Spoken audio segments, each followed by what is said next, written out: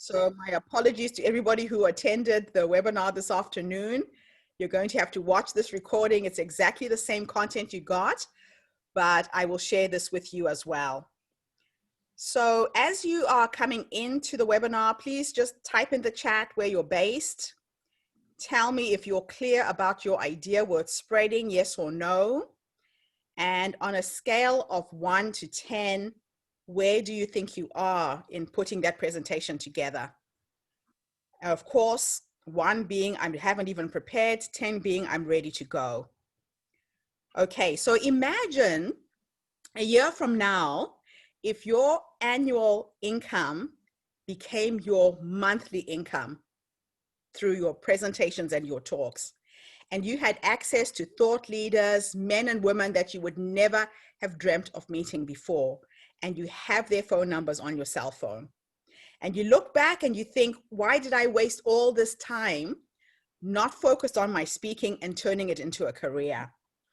I was very, very lucky in that my presentations and talks evolved when I wrote my first book.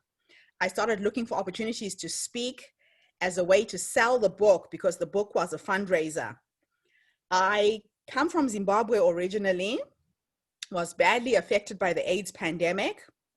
And when I got to New Zealand, I wanted to raise money to pay for school fees for the orphaned children in my immediate family. So my grandmother had 11 children. She had 34 grandchildren. 19 of my first cousins died of HIV-related diseases, including my youngest brother.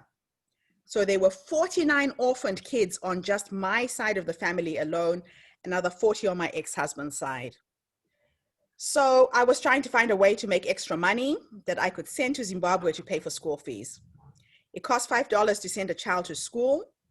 So I thought I would write my book, my personal memoir, and try and promote the book and sell it through giving presentations.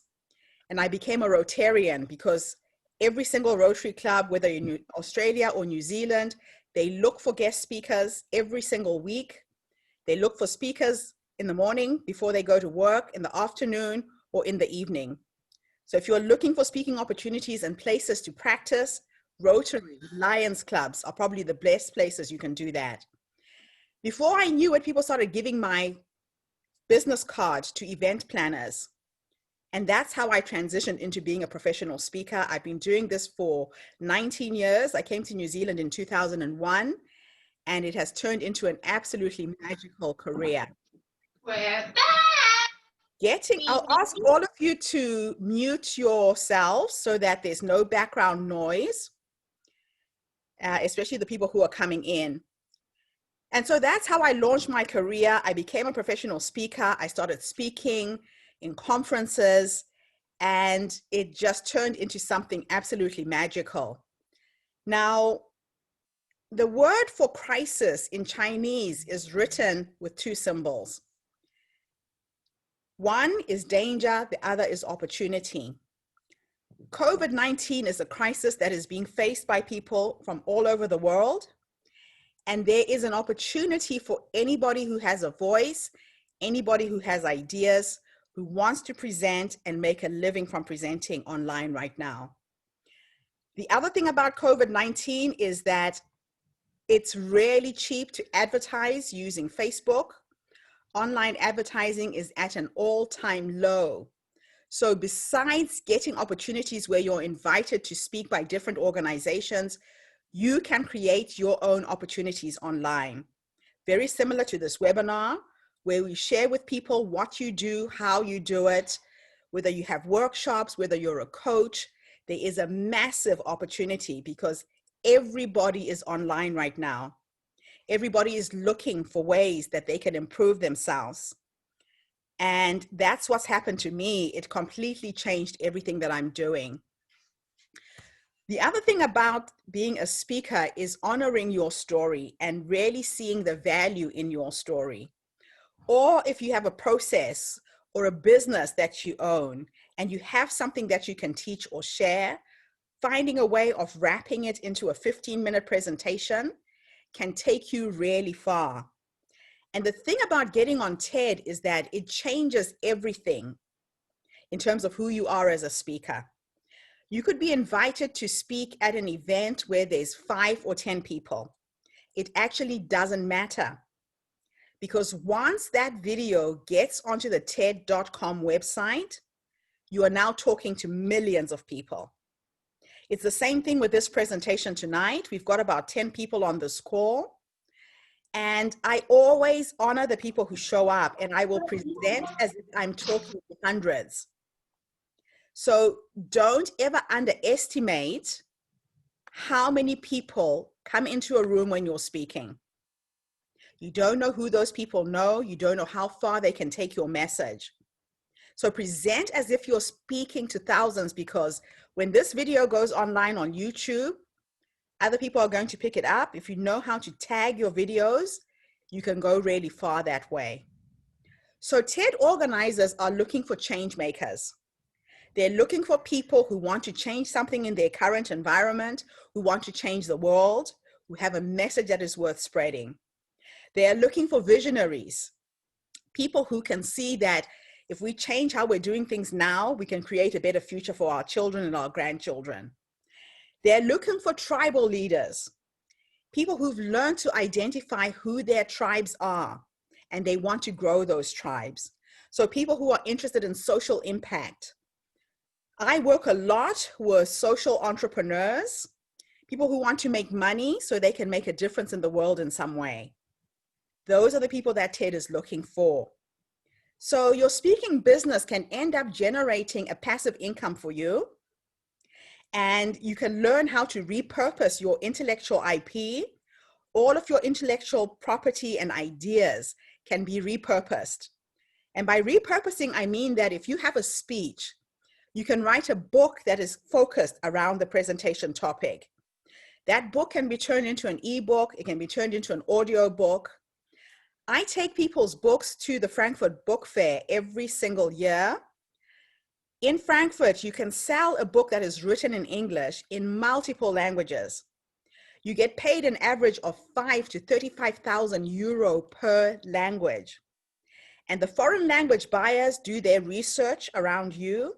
They want to know whether you are an authority on your subject. And once you are on the TED platform, that is one proof that you are an authority on whatever it is you're talking about. So what is your digital footprint online? Is it impressive enough so that people who are organizing TED events can invite you to come on board? Now, I want you all to type my name into Google right now. Make sure you misspell it. It's Getrude, Gertrude Mache, and see how many references come up in Google just with Gertrude Mache. Just do that quickly for me. And then click on Google Images and see how many photographs reference to my name. That's what's called a digital footprint. When TED organizers look at your application, the first thing they'll do is they'll go into Google to find you. I have deliberately created a digital footprint that is so impressive, it makes people think, who is this woman? I'm not famous. All I've done is whenever I go and give a presentation or a talk somewhere, I record those videos. So you need to start showing people that you are a speaker. Take your phone. If you go to that event and you don't know anyone and you don't have a friend who's come with you, give your phone to the person who's sitting in the front row and say, can you please record me when I'm speaking? And then post that video on YouTube yourself, on your own YouTube channel. You can rely on event organizers to give you the link to the video that's filmed professionally, but then you don't have control of what to do with your own video content. If they take it down, you don't have control over that. So just making sure that you're curating your own content, you're producing your own videos and posting them yourself helps you create a very impressive digital footprint. The reason why you found me through Google Images, when I said put in my name and press on images, is because most speakers don't optimize their photos. So if you go and speak at an event, if you run a workshop, People normally ask you for your bio, they ask you for your photograph. Search engines can only find you with words. So, you know, if you take a picture with your phone, it generates a file name that are just random digits, right? You have to make sure before you share any of your photos, you change the file name to your name so that search engines can find you. They say that TED organizers look for two things when they're looking for speakers. They're looking for a sound bite. They need to hear what you sound like.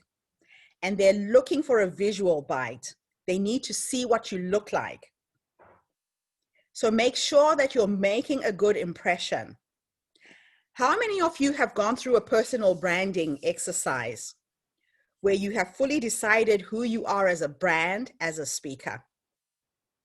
Just type in the chat so I can get an idea. A lot of speakers go into the speaking business without thinking of themselves as a brand. How are you showing up? How are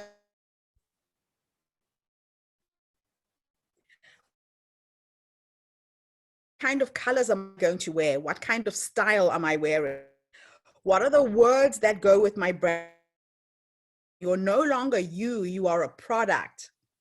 You are a Microsoft, you are an Instagram, you are a Coca-Cola. So when you're branding yourself, I'll give you a few ideas. And it's based on my own.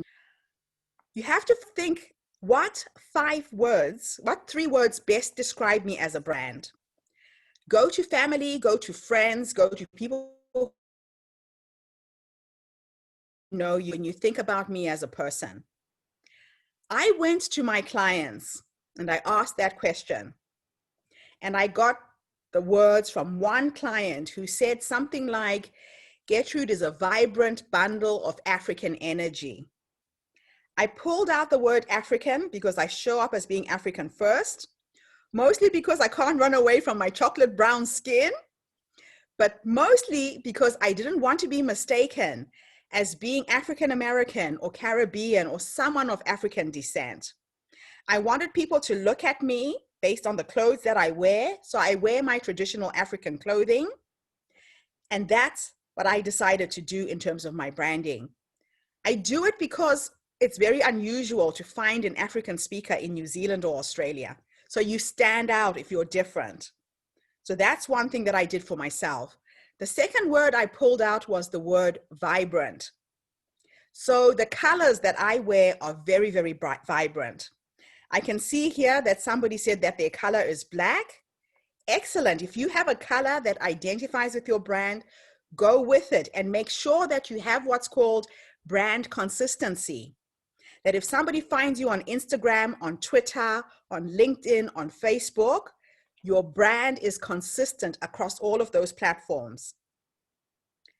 The last thing that I picked up was the word energy for my branding. I'm a very energetic speaker. I'm one of those speakers, if I went to a conference, don't give me a handheld mic, I might hit somebody with it. So I use my hands to speak. I put a lot of energy to my presentations. And right now, as you are presenting online, make sure you bring that level of energy to your online presentations as well.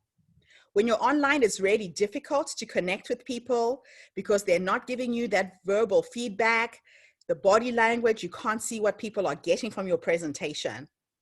So pay attention to that. So the energy part of my brand is reflected in the fonts that I've used to write my name on my business cards and all of my marketing material. I'm an out-of-the-box kind of person. Everything I do is very creative. So if you're conservative, you have a more conservative font. If you're creative, you'll have a creative font. So there's different elements that you can write into your branding that really make you stand out.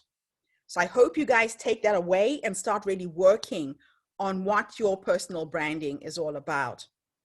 So if you're looking for a way of creating a speaking business where you can genuinely find more time and more money to do what you want to do, you've come to the right place tonight.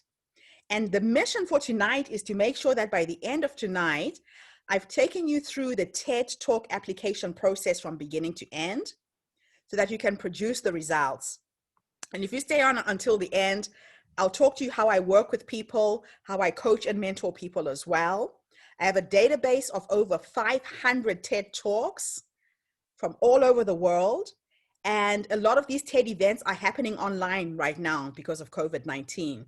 So they are still looking for people to speak. So don't let the situation we're in hold you back. If anything, there's more speaking opportunities online, not just to get on TED, but the academic world. A lot of universities and colleges are looking for guest speakers to talk to their students. So there is a lot of work out there. So I have had 5 TED opportunities, and I managed to do 3.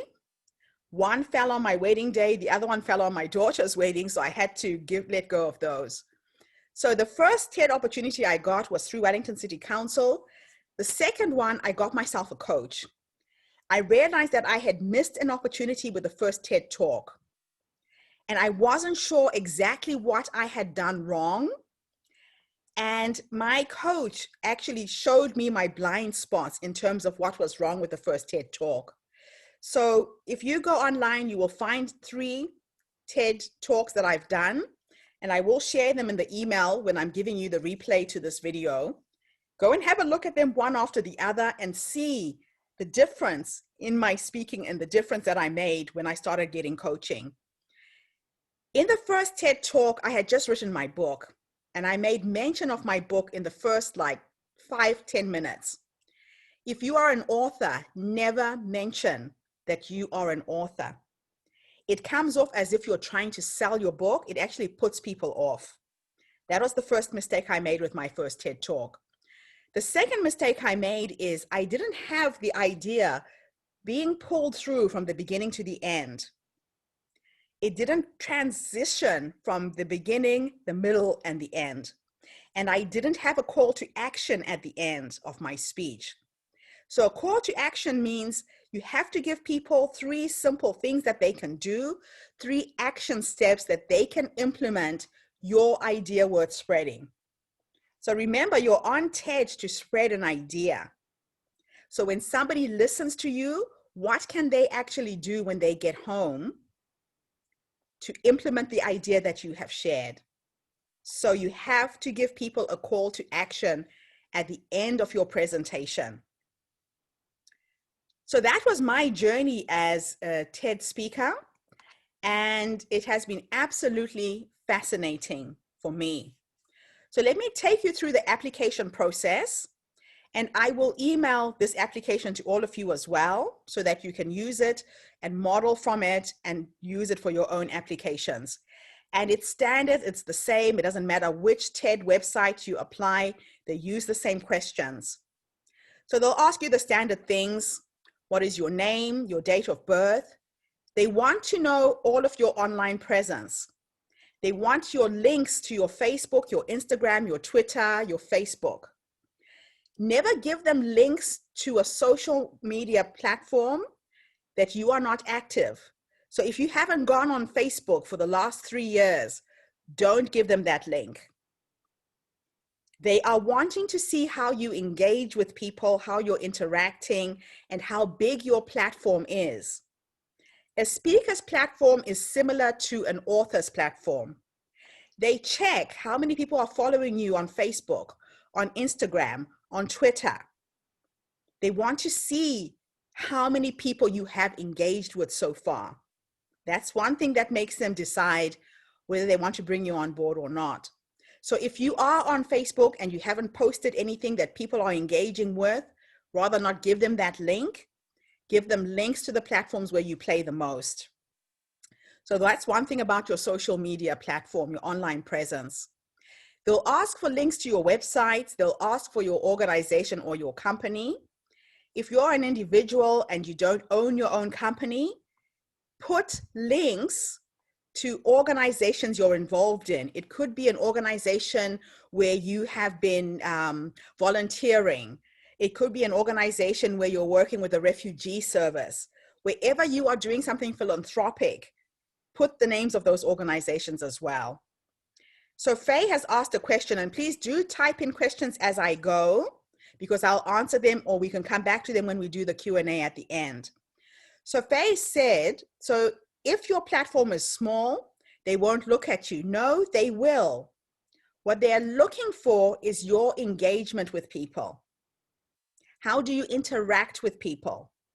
And are you sharing this idea worth spreading? They're trying to see whether you live and embody the message you want to bring to their TED platform. So before you apply for any TED event, make sure that you are already showing that you are passionate about your subject matter. And that passion is reflected in where have you given presentations about it before in the past? Where are you posting your ideas through using social media? So you could have a very small following of 100, 200 people, but are they connecting to your message? Are they reacting to what you're sharing? So that's what they're looking for in terms of your platform. It's not about numbers. There's some people who have huge platforms.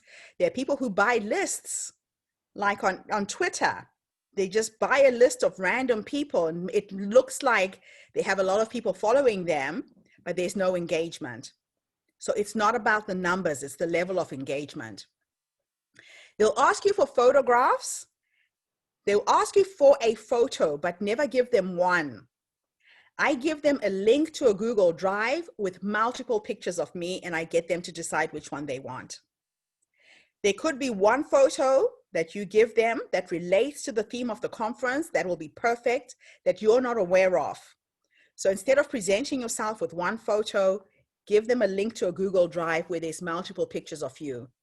And preferably multiple pictures of you in action, of you speaking and interacting with people, running a workshop or whatever that might be. So that's the photos. The next thing they will ask for is your address, which is pretty standard. They want links to all of your speaking videos, which is what I was talking about earlier, your email, your phone, your occupation. Your bio, always be prepared with 3 bios. One has to be 50 words long. The next one has to be 150 words. And the last one has to be no more than 250. So different platforms will ask for a bio with different word counts. Make sure that in the bio, you are encapsulating exactly who you are and what you talk about. So write 3 separate bios so that you can pitch yourself differently if there is a need for that. They'll then ask you, what is your proposed idea? So now you have to articulate your idea word spreading in no more than 200 words. So I'm currently working on my next TED Talk, and I decided to use COVID-19 as a backdrop to talk about Ubuntu. So Ubuntu, ngamuntu, ngabantu, literally translated means a person is only a person through other people. It is a way that we explain the condition of being human. It talks about humanity being one. So this TED Talk that I'm working on at the moment, I've said that when you cut yourself, your white blood cells will rush to that point to heal it. As human beings, we should be responding to the world's problems the same way our white blood cells respond in the human body, swiftly, selfishly, and in unity. And that Ubuntu is the idea that a person is a person through other people, and that a person is the sum total of everyone they encounter in life. There is no you, there is no me, there's only we. So I've managed to articulate what Ubuntu is with just 200 words.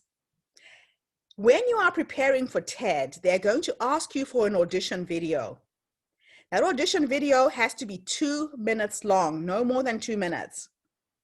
They know that if you can't share your idea in 2 minutes, you can't do it in 5, you can't do it in 10, you can't do it in 15.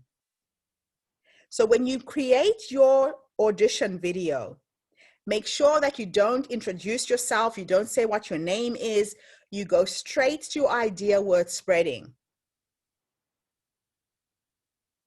When you do start preparing for TED, you need to do a 5-minute presentation, a 10-minute presentation, a 15-minute presentation. And you have to remember that when you are performing or speaking in front of people, Don't go over the 18 minutes that TED allows speakers to speak. If you go over 18 minutes, it will never see the light of day. It will never get onto the TED website. It has to be below 18 minutes. So I always prepare a 15-minute presentation to factor in pausing, to factor in laughter, to factor in the reaction that you will get from people when they're listening to you live. Very, very different when you are presenting online and people aren't interacting immediately. Okay, so they'll then ask you, why does this idea matter to you and why are you passionate about it? I'm going to just unmute for a second and we are going to engage. It's good that we have a small group. And I'm going to go around the room and ask you that question. And we'll start with you, Boris. In terms of your TED Talk, why is your idea worth spreading? Why does it matter to you? What is that idea? I wish I wasn't going first. I haven't actually considered doing a TED Talk. I just came along to listen to everybody else and learn a little bit more about what it is I can do further. I haven't really worked on an idea that it could be. I guess I already do live streams and for clients I do webinars and that, but haven't actually considered just speaking to people who aren't genuinely interested in something that I sell. So yeah, it's probably something I can learn from what everyone else is doing to see if there is something deeper that I can go into as a future program that I can get involved with. So you are into property investing, correct? Yeah. Okay. So am I. And I have a property investing presentation called The Property Squillionaire. I wrote a small book on how I started buying houses in New Zealand when I first got here 20 years ago. Before I knew it, people were inviting me to speak at property investing conferences. And it's a TED Talk all on its own, The Property Squillionaire. It was like I was playing Monopoly when I was buying these properties. So everything that you know about property investing can be turned into a TED Talk. You know, like when I got to New Zealand, you could buy a house without a deposit. I started negotiating, having the vendor become the bank. So all of the strategies that you know around property investing can be taught to other people. So that could be an idea you could run with. So I bought 14 properties using different ways of doing it. And that turned into a book. It turned into a signature speech. So that's just an idea for you. So let's go to Red. Red, what is your idea worth spreading? Hi. I have a few ideas worth spreading. And first, when I wanted to speak, it was because I wanted to motivate people, like encourage people who are who've been in hospitals for quite some time, you know, in bed, and then for like 6 months. Sometimes just having someone to come and talk to you can actually lift you up, Yeah. and from whatever you're going through. So that was my initial idea. I think it was like probably 3 years ago, but I never had time to do it, like to go to hospitals and speak to people. So and then recently I've been doing like motivational talks, so like motivational videos on Instagram and Facebook, and now I've also written like a few things, but not published, just on my phone, ideas that comes in and write it down. So on racism, and then on also patriarchy, the way patriarchy influences our society. So to answer the first question you asked Boris at the beginning, is that the question that Ted asked, why is it important to me? I believe it's important because um, it can change the mind of people. It can change society. So that's the reason why I want to spread it. I want to share with people. Some people may consider it, some people may not. So the objective is to reach at least some people to consider the reason to consider it in order to change their mind or even impact society. Okay. So if you have a lot of content and you're trying to synthesize which one should I pick, I always say to people, pick the idea that gives you the most energy. You know, when I do what I do, this is fun. It's play. I can do 3-4 webinars a day. It doesn't feel like hard work to me. And I'm so enthusiastic about spreading the Ubuntu philosophy because I know it changes lives. I've seen it in action. So pick something that gives you the most energy. And there is a 33% rule to anything you will do in life. And I want you guys to take this. I talk to people, who is your speech for? And they say, oh, it's for everyone. I can tell you now it's not. The 33% rule says 33% of people will love you. They will kiss the ground you walk on. 33% of people will hate you. Be prepared for haters. And 33% of people just don't give a damn. So when you're preparing a speech, think, who is my ideal avatar? Who is my ideal client, the person I'm speaking to? My ideal client are change makers. I know exactly who those change makers are. They are women, and they are women over the age of 50. And the reason why I narrowed down my avatar is because when you market to women, it's different from the way you're going to market to men. The languaging is different. If you're marketing for a younger demographic, the words you use are completely different to the words that you will use if you're marketing to older people. So being clear what lane you're playing, yes, I do attract younger people into my programs. I do enroll people under the age of 50, but they're not my main client.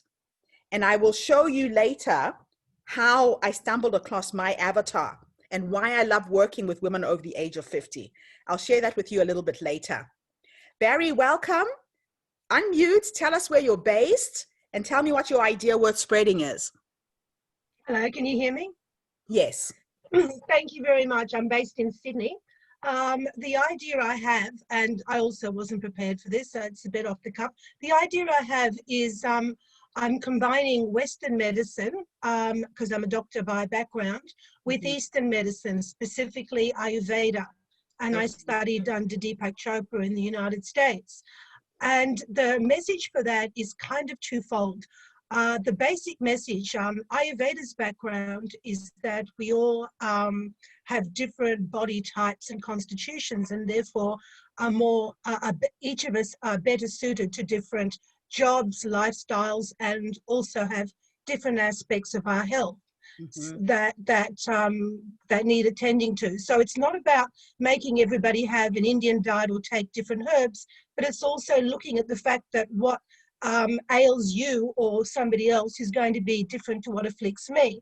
So I like that on one aspect, and a main aspect. I'm hoping to reduce the frustration people can have when they try to go on a diet and their best friend had terrific results with the paleo diet, but it did absolutely nothing for them. Well, they don't have the body type or the constitution type for the paleo diet, but they may for the fasting diet. Now, that whole concept, as far as I'm concerned, while it might be new to health, it's not new as a concept for the rest of us, because we know that some of us are really good at sports and some of us are really good at balancing our checkbook, whereas other ones are not. So that's the main thing, to reduce frustration in people. But on a further level, I guess, as a person of colour or a woman of a diverse ethnicity in Australia, I have been quite frustrated how the dominant kind of, the pinnacle of knowledge is always considered to be very Eurocentric or Western-centric. And we've seen that quite starkly exposed in Australia in January during the bushfires that we had, when we noticed that the areas that had actually employed traditional Aboriginal Indigenous clearing methods were relatively spared of these fires. And then if you go back even further to say when the early settlers came to the US and they had scurvy, they were given tonics made from camphor needles that the Indigenous inhabitants made for them because they had a very high vitamin C content well before any biochemistry labs confirmed that. So I guess it's a dual thing. It's making sure people recognize and appreciate and play to their individuality rather than making us all the same, and thereby eliminating frustration. But globally, it's like we've all got something to offer. There's no one superior paradigm. Does that make sense? It does make sense. And you've tapped on something really interesting there. There is an opportunity right now for people of color to step up and be heard. It's a global phenomena, and those who are aware and are stepping into that space, there are numerous opportunities, race relations topics. I mean, I have been bombarded with people wanting me to come and speak around diversity. So there is a huge opportunity there right now in terms of what is happening in the world. And you sound really clear about what your idea is. I'll be curious to know what the title of this presentation is going to be, but we'll get into that a little bit later. Thanks for sharing, Barry. Thank you. William, would you like to jump in there and tell us a little bit about you? Yes, I will. Can you hear me? Yes. Where are you based, William? I am based in Hamilton, New Zealand. Okay, you're near. Yeah, no, it's yeah, definitely interesting.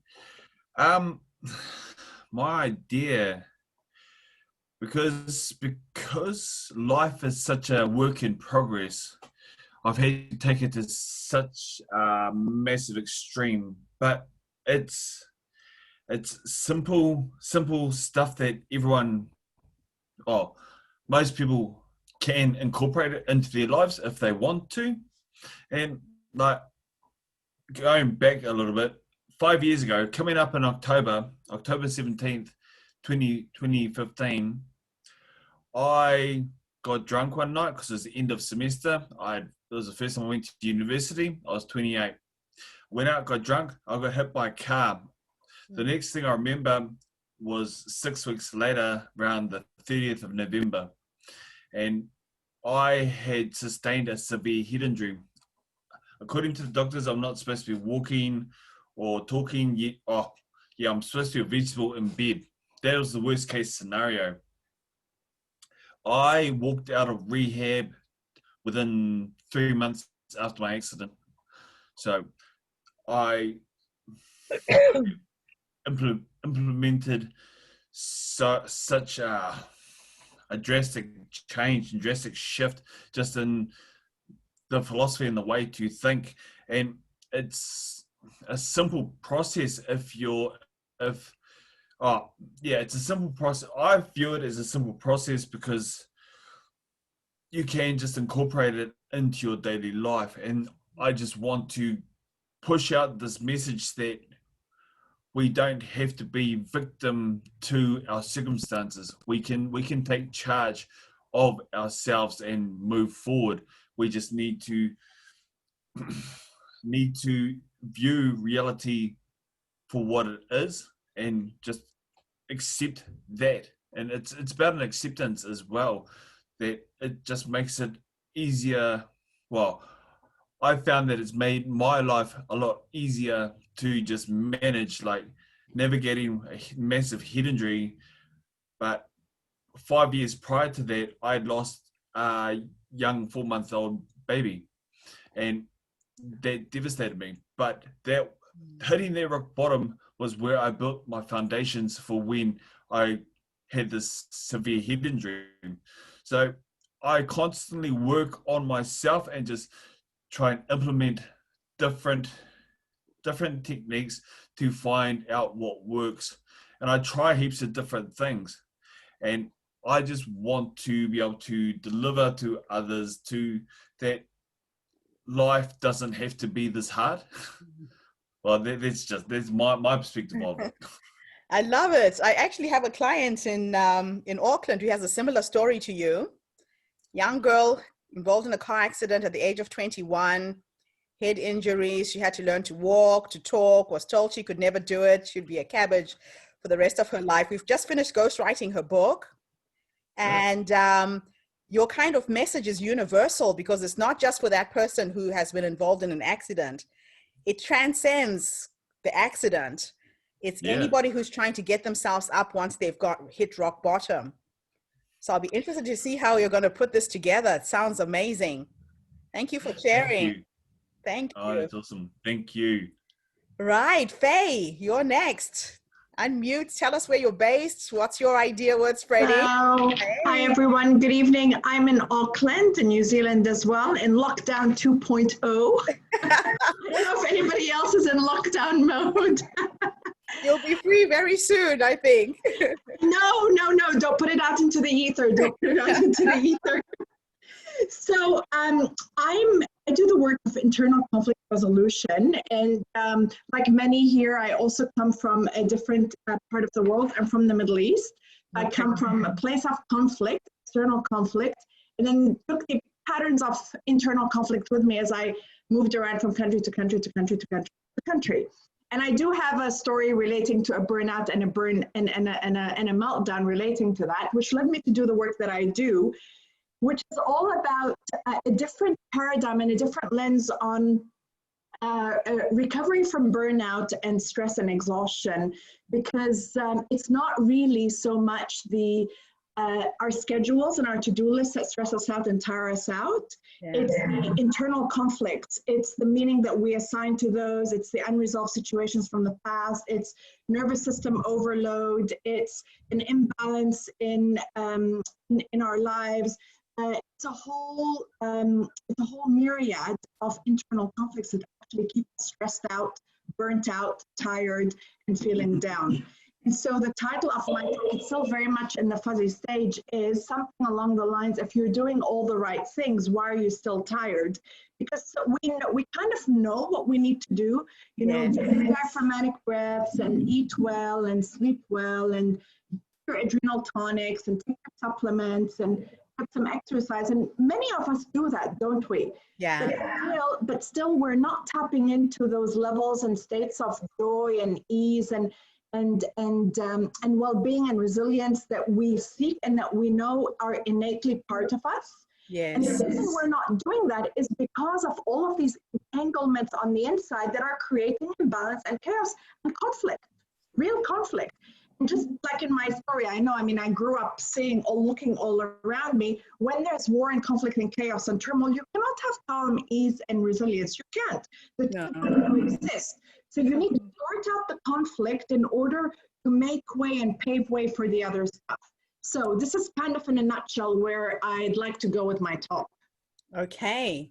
You sound very clear. You sound very, very clear. Yay! I like that. Interesting to see what your title is going to be. Thank you for sharing that. Yeah.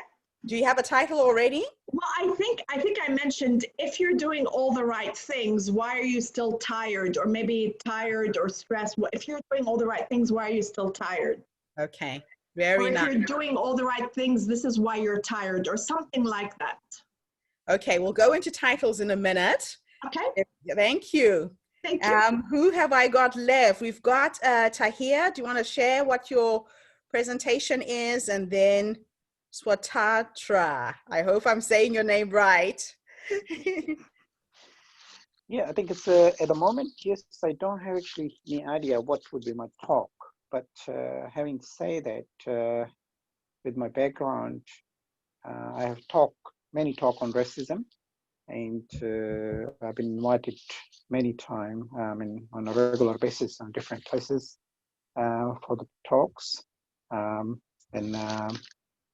Because of my talks on racism, I was on the, what they call it, Wellingtonian of the Year Supreme Award. I think there was a 32 years time, the first time that was shared with the two people.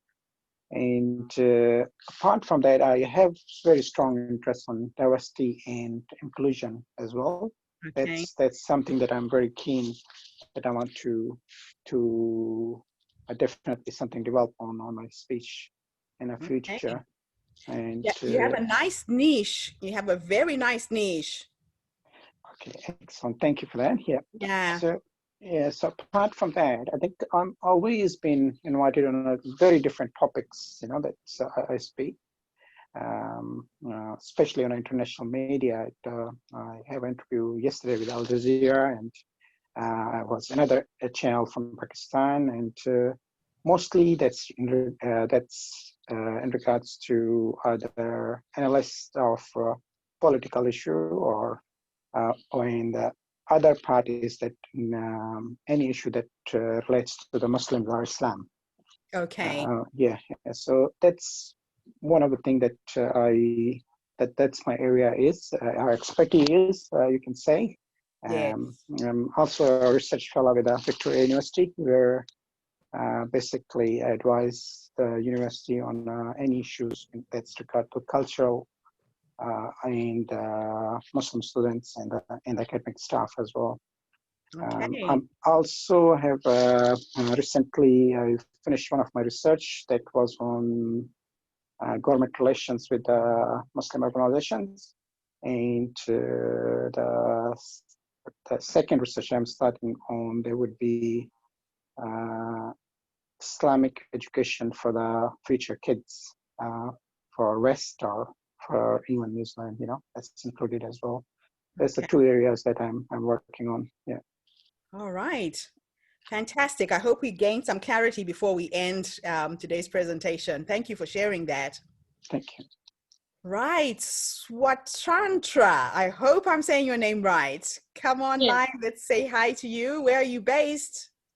Yeah, hi, I'm based in Auckland, and my topic is related to the students, or we can say that the immigrants, those who usually come to this country. So when I was teaching, what I have seen in these students that they do have a fear in their mind to go back to their native countries and what they will do, and the experiences what they are getting here is needed to be used over here only. So I would like to say to those particular people, those who are coming and leaving their country and would like to settling down in abroad or other country, is not the end of the world.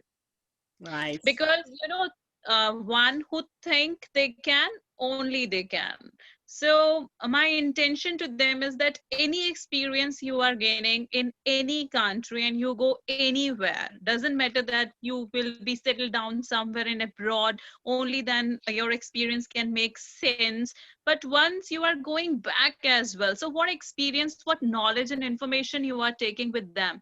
Actually, when you are teaching to the students, what you have got is their main fear is to settle down. Their main fear is not that how we are gaining the education where they are putting a high amount of money.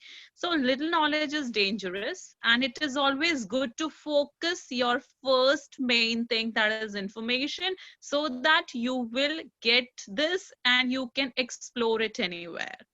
So that Okay. is something very much important for the new generation, or the student, those who are coming here in the age of 18 to 25, because they are in that particular hallucination that settling down means they have got everything. But to Okay. get the information is not, kind of thing. So that's why this kind of we can say that matureness come afterward, but of course that should be in the early age so that you can explore in much better way. Okay. So one of the things I do during these webinars, guys, is as I'm asking you to speak, I'm asking you to condense your idea worth spreading into those 2 minutes. Yeah. So be very, very clear. When you are explaining this to a TED organizer, it has to be as clear as day. They don't have to try and figure out what you're saying. So condense it to be as short and as succinct as possible. Thank you for sharing. We have one last person, Ali. Ali, I know you came in late. I have recorded everything and you can watch it from the beginning, but just give us an idea of what your TED Talk would be about. What is your idea worth spreading?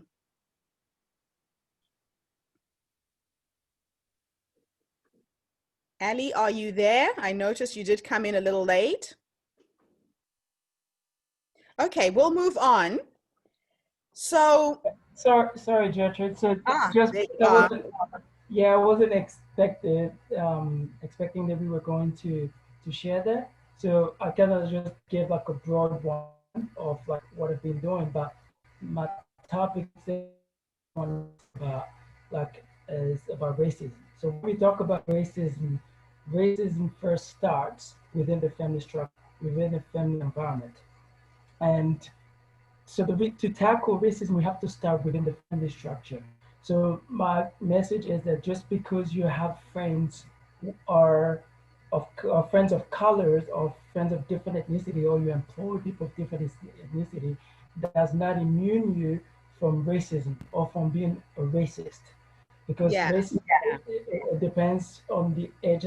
If within your family from younger age to 12, where you're actually free to make your decision from outside when you come in contact with friends, but you still have that influence from from home that still grows within you, even if you've changed later on at a later age. So my second one is about women equality, right, and feminism.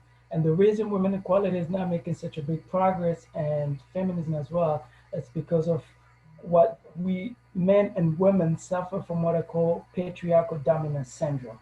And patriarchal dominance syndrome are things that we gathered within our cultural habits, such as chivalry, the culture of protection. The women has to be protected, and as men, we have to be the provider.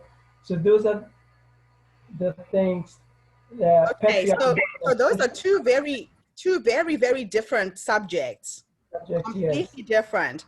So you need to pick a lane. You need to pick one that you focus on, that becomes what you are known for. You can do other presentations, but if you're thinking about TED, it has to be something that you embody, that you talk about all the time. And this goes to everybody else. You have to pick a lane when you want to be a TED speaker. So let's continue with the application process, because it's still quite a few things that we need to put in here. They will ask you, how is this a new idea? Now, my idea is not new. It's the same with Barry when she was talking about Ayurvedic medicine. It's not a new idea. But what I am doing is bringing an ancient African philosophy to the mainstream. So you can explain that in your presentation as well. What is unique about your idea? Why is it a new thing that you're bringing to the fore? Your presentation topic is really important. So for all of you, when you're thinking about the title, think about your presentation topic the way you would think about a book title. When Boris was talking, I told you that I have an ebook that I wrote called The Property Squillionaire. It's how I became a millionaire by buying properties, right? It's quirky, it's weird, it's interesting. It makes people curious to want to know more. There is an amazing author by the name of Seth Godin. Please, all of you, Google Seth Godin. Look at his book titles. He uses what's called disruptive marketing, where he picks a random topic for a book title that doesn't apply to what he's talking about. One of the books he's most famous for is called The Purple Cow. The Purple Cow is a book on marketing, on how to stand out in the marketing world. The cover of this book is a purple cow with white and purple spots. It jumps out on a bookshelf, but it's actually a book about marketing and how to stand out. So you can use a disruptive marketing model in terms of picking the title for your speech. Make it different, make it quirky, make people want to know more and be inquisitive. So that's the thing about titles. What is the title of your presentation? And sometimes you start off with a proposed title, and by the time we finish working with you and crafting your TED message, that title can change. You can actually come up with a better title as you're working through your presentation. They'll then ask you for the outline of your speech. How does it begin? What's in the middle and what's at the end? And I'll just share my screen and show you what is called the arch of a story. Whenever you are giving a presentation or a talk, you have to break it up into 5 parts. It has to have a beginning, which is your act 1. It has to have a middle, which is your act 2, and an end, which is your act 3. And between act 1 and act 2 is a plot point 1. Between act 2 and act 3 is a plot point 2.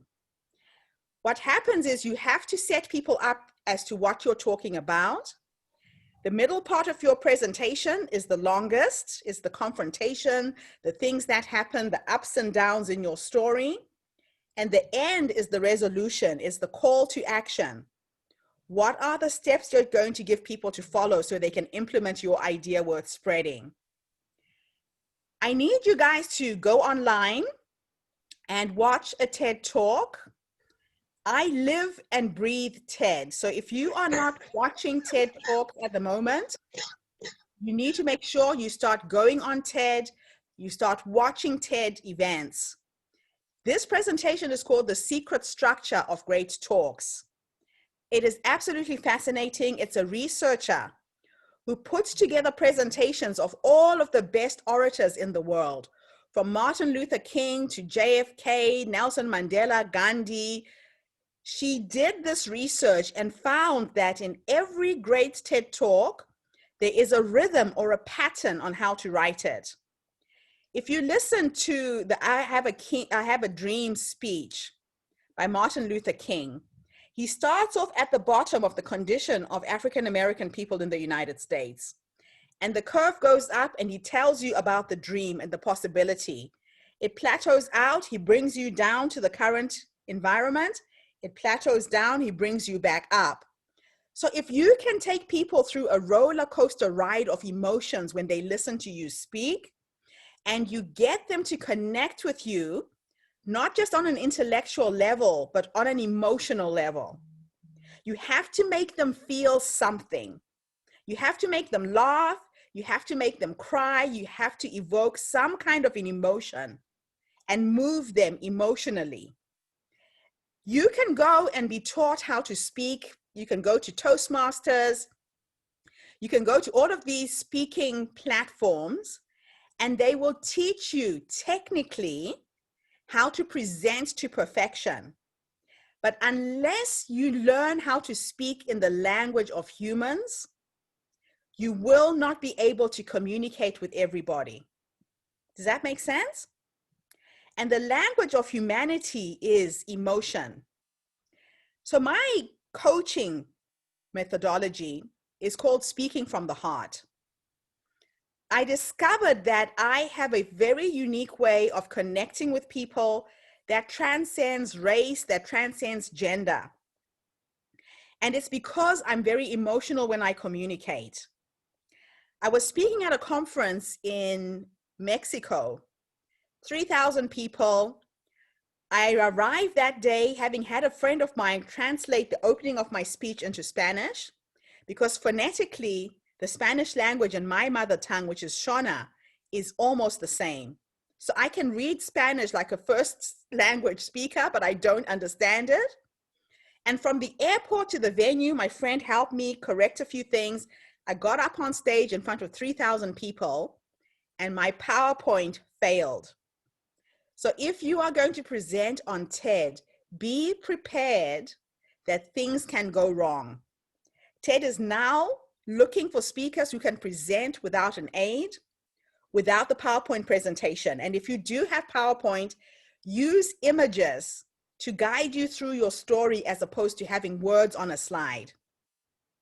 The reason why I say this is if you have lots of words on a slide, people stop paying attention to you, the speaker, and they're looking at the words behind you on the screen. So I got up on stage. I didn't know what I was going to say. And I closed my eyes and I was guided to take off my shoes and to speak from the heart. And that's what I did. And I must have delivered one of the best presentations I ever gave. I had a standing ovation. I sold out on books. It was just one of the most fascinating experiences. But what happened is that people started coming at the end, and I was selling my book at the back of the room, and they would ask me to write down a quote of something that I said in my speech. And I could not remember what I said. It was as if something had taken over my very being, and the words came out strung together in the most unique way. I couldn't have written down that speech and delivered it in the same way. A man came up to me after that presentation and he hugged me. And there was an electrical charge between me and him. And he said to me, Gertrude, do you realize that you channel when you speak? I said, no, I don't do that. I don't know what you're talking about. And he guided me to go onto the Heart Institute's website. And I started studying the power of the human heart. Your heart gives out an electrical pulse that spans the length of your arms. You know how sometimes somebody can walk into a room and before they even open their mouths and say anything, you can pick up these vibes about them. You can learn to communicate using your heart and have these heart-to-heart connections with your audience if you get out of your head and you drop into your heart and speak from here. That's what my coaching is all about. It's called Speaking from the Heart. And it's about teaching you not to be technically perfect in your presentations, but to be emotionally perfect. And that's when you start connecting with people in a very, very unusual way. And that's when you get these TED presentations, these TED invitations to speak. So it doesn't matter what your subject matter is. It's all about, where am I speaking from? Am I being authentic? Am I being real? So my coaching is tailored to every single person's individual needs. I take on 10 new clients every month. I do 3 webinars a month. Today is my second one.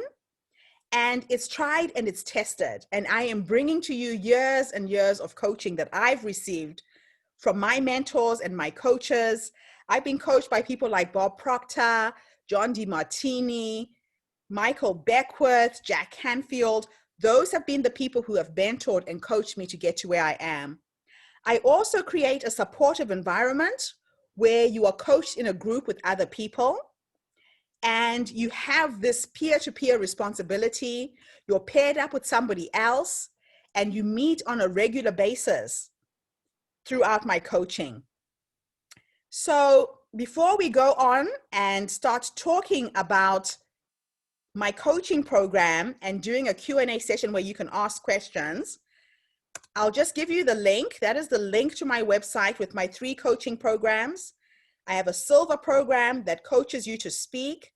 My gold program coaches you to speak and to write a book. And the last program, which is my platinum program, is all about how to create a 6-figure business from your speaking. So that's the link. Have a look at that. And now I want to open up the floor for you to ask me as many questions as you can around getting a TED Talk or what I have to offer you as speakers. And I will share this TED application with you as well so that you can see how to do it for yourselves. It'll come to you via email, as well as the recording that we have here today. So please unmute yourselves. Let's have a conversation and a dialogue. Any questions that came up while I was speaking? I know that Faye said, if your platform is small, won't they like you? Again, like I said, it's about your engagement with your platform. It's not about the size of the platform. It's how many people you can engage with. So let's start with you, Barry, this time. It could be an observation. It could be a comment. Give me some feedback. What has come up for you during the presentation in terms of where you are at?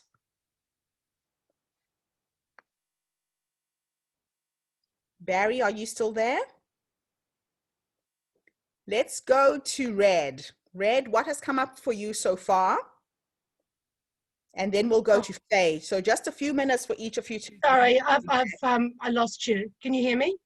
Okay, It's Barry. is that Barry? Okay, Barry, go for it. Sorry, I actually clicked on that link that you put up by the story, and then I just couldn't get back to this when I kept hearing you talk. Okay. So I'm sorry, what was the question? So the question is, what questions do you have about the coaching, about the mentoring that I offer? What came up for you during the webinar? Yeah, okay, what came up for me was quite interesting when you said to somebody, I can't remember who it was, and I apologize, I can't put the video thing on because then I'll lose you again. That's okay. Was that stick to the lane. Now, I told you a background of what it is I want to do, which is to bring together Eastern and Western health systems into the one kind of encompassing health system that works for absolutely everyone. But, or not a but one of the things that I've been known for, and if anyone Googles me or anything like that, is something completely different, and that's refugee advocacy. Wow. And in a sense, I do see them, if I'm thinking of them as a Venn diagram, that there's an overlap, but I'm wondering how much of my appearances on various panels and shows and everything else, when I talk about refugee advocacy and race relations, because I know that's come up a few times with some of the other participants, how much of that I can kind of use as the credibility factor when it comes to presenting about health without being disingenuous. Well, look, health is something you're already doing. You're already an authority. You're working with Western medicine. You're working with Eastern medicine. So I don't think there's a conflict there. You're just branching into a different part of yourself. So you have the credibility behind you already. So I wouldn't let that limit you. Okay, that's good. We've just put in the chat a feedback form in case you want to go fill out that feedback form, and my staff will be in touch with you, and we can schedule a free 30-minute consultation based on my coaching packages in case anybody wants to go. But yeah, so Barry, I wouldn't let that be a limitation at all. You have enough credibility behind you to do something else or create something completely new. Okay, thank you. Okay, let's go to Boris. Give me some feedback. I know you were here to listen, to learn, to connect and engage. What are your observations? Yeah, just in essence, it's good to hear from someone who's actually done it. You know, as it becomes a reality down the track, I'll know where to reach out to. I think that you know, for where I'm at the stage, I'm still thinking of, you know, something that I can bring that's not specifically what I do for a job, but more so what I can do to help people. Because while I might be involved in property myself, it's not something I'm so passionate about that I wanted to would do a specific talk about. So yeah, it's probably something I need to work on. And yeah, it's just good to be in a room with yourself and a bunch of other people who are also looking at doing you know, further things like this. So it'd be good for me to follow your progress and see how you all go with it all. Fantastic. And just trust your personal story in whatever you want to craft as a message. A lot of people discredit how much their life experience can be shared. If you draw on your personal story, there'll be something there that you can find a passion to share with the world. Thank you for sharing that.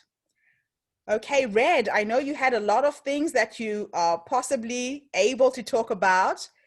Which one lane do you think you will pick?